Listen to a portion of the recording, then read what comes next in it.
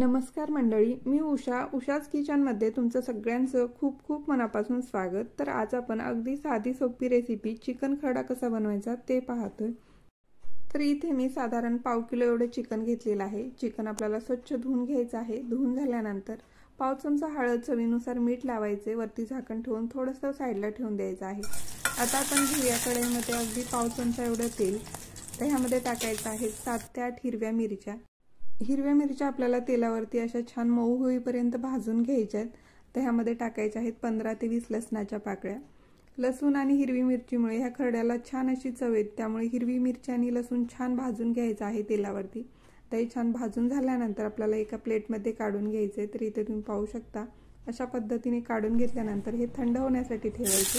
त्याच कढईमध्ये 1 चमचा एवढं तेल घेतलेलं आहे। तर तेल छान गरम झाले की त्यामध्ये आपल्याला एक मीडियम आकाराचा कांदा छान गुलाबीचा रंगावरती होईपर्यंत आपल्याला तो परतून घ्यायचा आहे। त्यामध्येच आपल्याला टाकायचा आहे अर्धा चमचा आलं लसूण पेस्ट। आलं लसूण पेस्टचा छान कच्चेपणा आपल्याला कमी होईपर्यंत इथे परतून घ्यायचे। अगदी पाव चमचा एवढी हळद टाकायची आणि ह्या फोडणीला पुरेल इतपतच ह्यामध्ये आपल्याला मीठ टाकायचं आहे, कारण आपण चिकनला सुद्धा मीठ लावलेलं आहे। आता ह्यामध्ये आपण चिकन टाकून घेऊया आणि चिकन आपल्याला फोडणीबरोबर 1 मिनिटासाठी परतून घ्यायचे। तर इथे आपण चिकन जसं परतत जाऊ तसं ह्या चिकनला हळूहळू पाणी सुटत जातं। तर इथे तुम्ही पाहू शकता साधारण 1 मिनिट झालेला आहे। ह्यामध्ये हळूहळू पाणी सुटायला लागलेलं आहे। आता ह्यामध्येच टाकूया थोडीशी बारीक चिरून घेतलेली कोथिंबीर आणि वरती झाकण ठेवायचे। झाकण ठेवून आपल्याला स्लो फ्लेमवरती चिकन शिजवून घ्यायची। गरज वाटल्यास यामध्ये थोडंसं तुम्ही गरम पाणी टाकून चिकन शिजवू शकता। तर इथे आपला लसूण, हिरवी मिरची सुद्धा थंड झालेली आहे। ह्यामध्ये मूठ भरून कोथिंबीर टाकायची आणि ह्या खरड्याला पुरेल इतपतच आपल्याला ह्यामध्ये मीठ टाकायचे आणि अशा पद्धतीने आपल्याला हा खरडा वाटून घ्यायचा आहे। तर इथे तुम्ही पाहू शकता साधारण 15 मिनिट झालेले आहेत।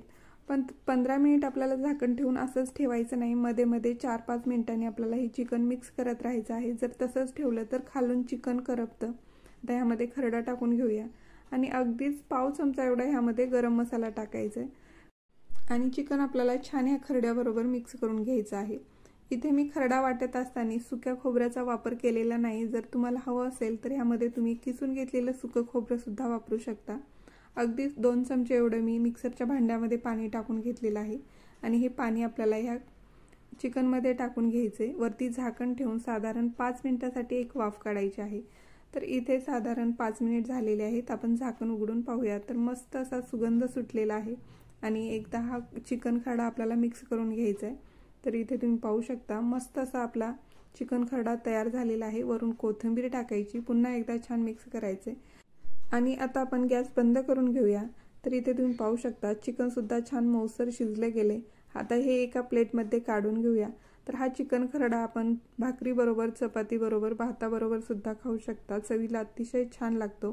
तर अतिशय सोपी रेसिपी आहे, घरी नक्की ट्राय करा। रेसिपी आवडल्यास लाईक, शेअर आणि सबस्क्राईब करा। धन्यवाद।